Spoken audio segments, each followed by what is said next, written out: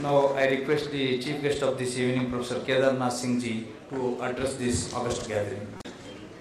साहित्य अकादमी के अध्यक्ष प्रोफेसर विश्वनाथ प्रसाद तिवारी, उपाध्यक्ष और हिंदी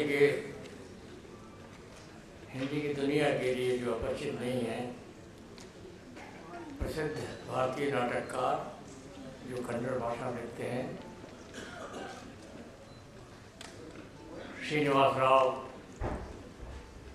अकादमी के सचिव और मेरे पुरस्कृत अत्यंत सम्मानित भारतीय लेखक बंधु और सम्मानित मित्रों, जैसा कि बताया गया, मैं एवजी मुख्यमंत्री हूँ। मुख्यमंत्री नहीं, मुख्य अतिथि। एवजी मुख्यमंत्री भी होते हैं। अचानक पकड़ लिया गया और लगभग उस संस्कृत मुहावरे की तरह अभावे शाली चूड़म, कोई नहीं मिल रहा था तो जो मिल जाए उसको पकड़ लो। और मुझे जब ये आग्रह साहित्य अकादमी के अध्यक्ष और मेरे परम मित्र श्री विश्वनाथ प्रसाद तिवारी ने फोन पर कहा, तो मेरी शब्दावली में उस समय ना शब्द विलुप्त हो गया था, नहीं था। मुझे स्वीकार करना था और आया तो मंच पर बैठे हुए हमारे लेखक बंधु, मैं सोच रहा था कि ये पूरे भारतीय लेखक समुदाय का एक प्रतिनिधिमंडल अकादमी द्वारा चुना हुआ यहाँ मंच पर बैठा है और कितनी विविधता है, हम उनको देख के पहचान सकते हैं। उनके पहनावे में, बोली बानी में, रचनाएं तो उनकी बहुतों की नहीं पढ़ी हैं, बहुतों की पढ़ी भी हैं। उन सब में शायद ये विलक्षण विविधता भारतीय सृजन की हमारी सबसे बड़ी ताकत है और इसको बचाए रखना है, इसको बनाए रखना है। लेकिन मैं इस मंच पर यहाँ आपसे बात करते हुए एक अपनी प्रसन्नता और विलक्षण प्रसन्नता जो सिर्फ मुझे प्राप्त हो रही है, आपको शायद उस तरह से नहीं प्राप्त हो रही हो। जयंत विष्णु नार्लिकर जिनको पुरस्कृत किया गया, उनका मैं वरिष्ठ समकालीन था हिंदू विश्वविद्यालय में, और जिस आत्मकथा के लिए उनको पुरस्कृत किया गया, उस आत्मकथा में एक अध्याय मुझे बताया गया उस बनारस के बारे में है जो मेरा उनका साझा बनारस है। मैं उन्हें जानता हूँ, वे मुझे नहीं जानते, क्योंकि उस समय उनके पिताजी आदरणीय नार्लिकर, प्रोफेसर नार्लिकर, जो जाने माने गणितज्ञ थे देश के, वो हमारे पीवीसी थे। और उस घर में एक बालक को मैंने देखा था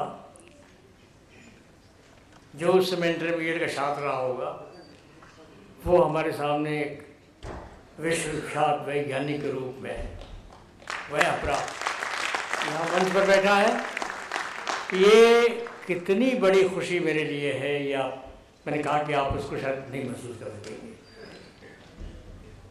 मुझे इस बात की और भी प्रसन्नता है कि मुझे बुलाया गया मुख्य अतिथि के रूप में, शायद यह अवसर देने के लिए कि मैं देख सकूं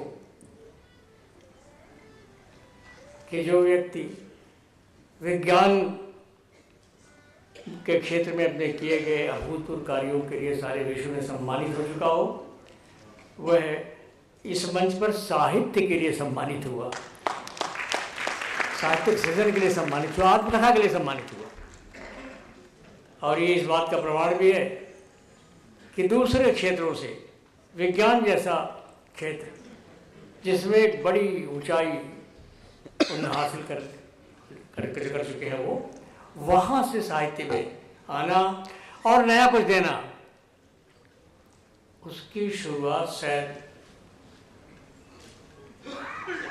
नारिकर के द्वारा की। और भी ऐसे बहुत सारे लोग होंगे जो आएंगे और अपना कर्तव्य साहित्य के क्षेत्र में प्रस्तुत करेंगे। लेकिन ये एक बड़ी उपलब्धि है कि एक बड़ा वैज्ञानिक साहित्य के क्षेत्र में ऐसा काम कर रहा है जिसके लिए अकादमी को पुरस्कृत करना पड़ा। अकादमी में ये हम भूल नहीं रहे हैं कि 60 वर्ष पूरे कर चुकी है अकादमी और ये 61वां वर्ष है। हिंदी में मुहावरा है कि साठा तब पाठा, यानी अब जाके अकादमी युवा हुई है, अब तक वो युवता प्राप्त नहीं कर सकी थी।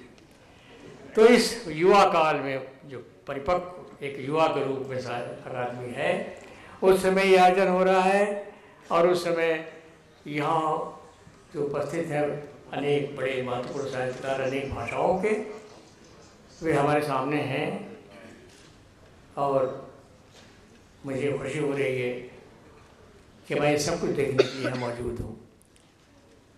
मुझे लगता है कि 2015 में हम बातें कर रहे हैं आपसे। भारतीय साहित्य 20वीं सदी के हैंगओवर से अलग होकर नए रास्ते खोज रहा है और ठेठ भारतीय जमीन से वो रास्ते खोज रहा है। एक बड़ी लड़ाई चुपचाप अपने भीतर वो लड़ रहा है और लगभग सारी देश की भाषाएं वो काम कर रही हैं। पिछले कुछ वर्षों पहले यहाँ हमारे सब बैठे हुए हैं, अब जिस क्षेत्र से वो आते हैं पूर्वोत्तर भारत, उसके साहित्य को अनुवाद में देखने का अवसर मुझे मिला। मैं कहूँ कि पूर्वोत्तर से साहित्य में नया सूर्योदय हो रहा है। बहुत कुछ नया लिखा जा रहा है उन भाषाओं में जिनके बारे में हम तक जानकारी कम पहुंच पाती है। स्वयं हमारे को बात बताई नहीं, मैंने उनकी कविता उन्होंने सुनाई थी, पॉलिटिकल पोएम थी। ऐसी पॉलिटिकल पोएम, इतनी मैच्योर पोएम लिखी जा सकती है वहाँ, इसकी कल्पना मैंने उससे पहले नहीं की थी। पूर्वोत्तर भारत की उन भाषाओं में जिन्हें हमने अब भाषा मानना स्वीकार किया है, बहुत कुछ नया घटित हो रहा है। और सूरज तो हमेशा पूरब से ही उगता है, इस बार भी उग रहा है।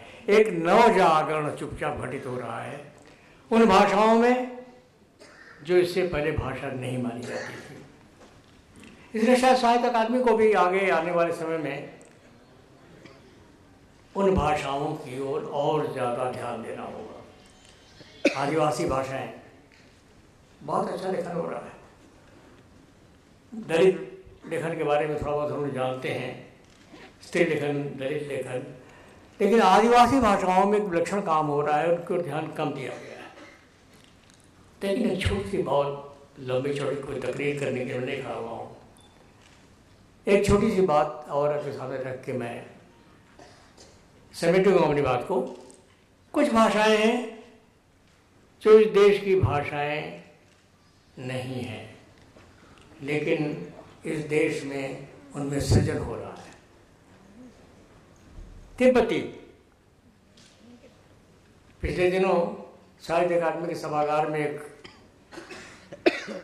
सेमिनार हुआ था और तिब्बती के वहाँ कवि मिलारेपा पर, और मिलारेपा के पर होने वाले आयोजन में मैंने पहली पढ़ तो रखा था उनके बारे में, उनकी कविता का अनुवाद भी मैंने कभी किया था, लेकिन ये ज्ञात नहीं था कि ये कवि भारत में और भारत के उस क्षेत्र में जो हिमाचल का वो सुदूर इलाका है, स्पीति लाहौर का, तिब्बत की सीमा को छूता हुआ, उस इलाके में मिलारेपा कितने लोकप्रिय हैं, लगभग एक भारतीय कवि की तरह लोकप्रिय हैं। शायद इन प्रतिभाओं को भी जानने की ज़रूरत है। लेकिन